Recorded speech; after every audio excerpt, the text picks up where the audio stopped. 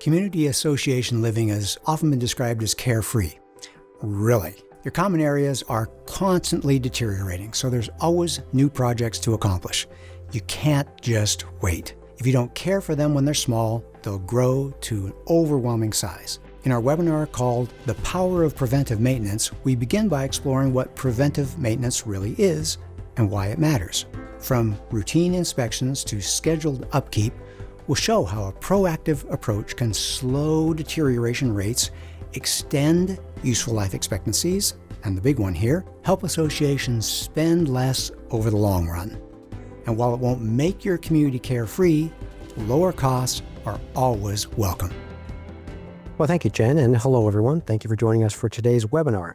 This is all new content suggested by both my staff and our regular webinar attendees. Thank you. At the end of the session today, like Jen mentioned, you'll have an opportunity to respond with an evaluation and some comments, and we really do read those, and they shape the material that we prepare for you. So when this topic was given to me and saying we need to do a webinar on it, I was challenged by that, and it caused me to have to do some research because I know and have seen that preventive maintenance is good. And I've even read a number of governing documents that require the board to maintain the property in first-class condition.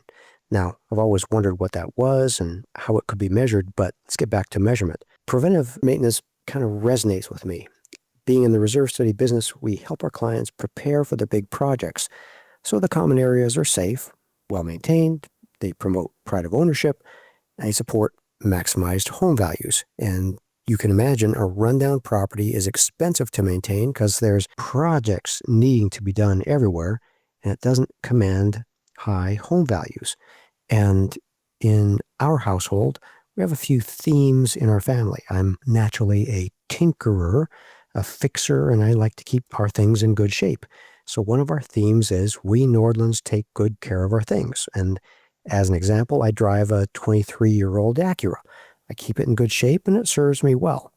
And another theme is retail is only a starting point. And that's because most of the things we buy today are made for the average consumer, and that doesn't always necessarily suit you well. You may want to improve it a little bit to make it run a little bit longer, change the batteries in it so they're rechargeable instead of single use, just a myriad of things you can do to customize what you have to make it serve you well. And that takes me to today's program.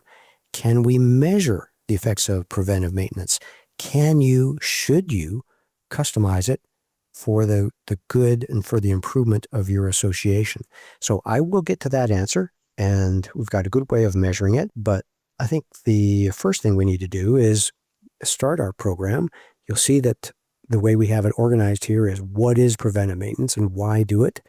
I'm going to show 3 case examples. Then we'll all bring it all to a conclusion. So let's go to that first question. What is preventive maintenance? Well, by definition, preventive maintenance is the proactive, scheduled care of equipment and assets before they break. And that's a key word, proactive. And that's probably why I was focusing on how I missed that typo there. What we're trying to do here is help you do things in advance, being proactive versus always reacting. Reacting causes emergencies. Reacting minimizes the time you have available to select a service provider, minimizing the time that you have to get proposals, minimizing the time you have to get the funds available. Being proactive is always going to be to your advantage. So that's what we're talking about here. There's 4 types of preventive maintenance.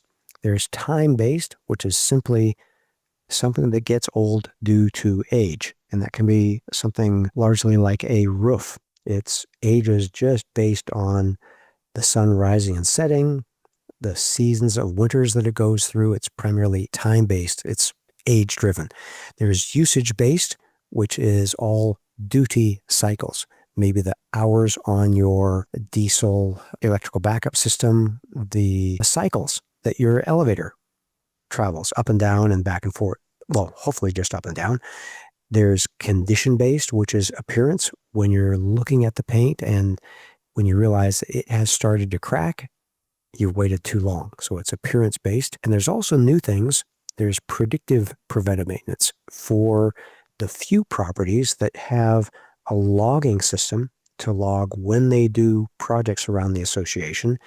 The software can learn when you're doing these things and begin to recommend them to you in the future so you don't forget to do a scheduled project. So those are the 4 types of preventive maintenance. We see this in our normal life. We're all familiar with a fresh coat of paint on a building.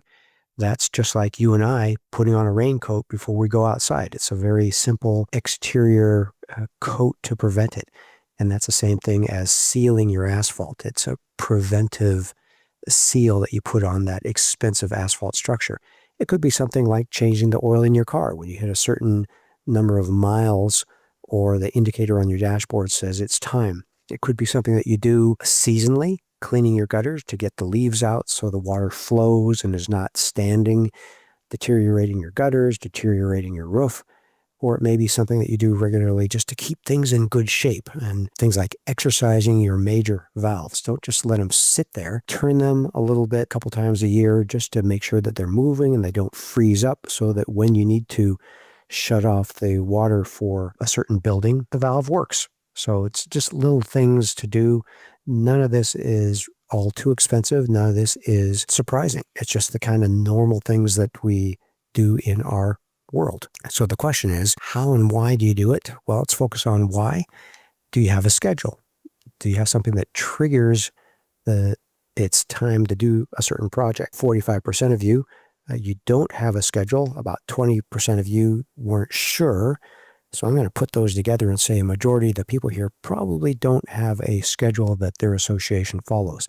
All the little things about your association, getting the leaves or debris out of the track that your entry gate opens and closes on, just little things like that. Do you use volunteers? Like, does one of the board members or a homeowner hose off the pool deck on Mondays after the pool has been used on the weekend and pick up some loose things, throw them in the garbage? Are you doing that? Do you have assigned tasks? Or are you trusting or relying on your service providers to do what is needed? For instance, when the pool service comes to clean your pool, are they also stepping into the pool equipment room and making sure there's no leaks, making sure the leaves aren't accumulating and clogging the intake and the exhaust of your pool heater, things like that? So are they doing what they can, or only what they're very specifically assigned to do? And maybe can you expand that while they're there and just help do the right things? And you may be wondering, what is or what does a maintenance schedule look like? And I've got one here from one of our clients. I'm not sure if you can really read it, but it's a list of projects for this property. It's 22 projects. And you can see it left to right, January through December. Some projects they do monthly. Some projects they do twice a year. I think there's a few that they do 4 times a year, quarterly. And sometimes the twice a year projects they do at different times during the year than other twice a year projects. But it helps guide what's going on at your association so you just don't forget. And that's the deal about being proactive. You want to do it before it's a problem, preventing a problem. And you're thinking, gee, Robert, that's a lot. Can you leave that up for us to copy? Why should we do that? Is there value? And that will get us to the core of our presentation today.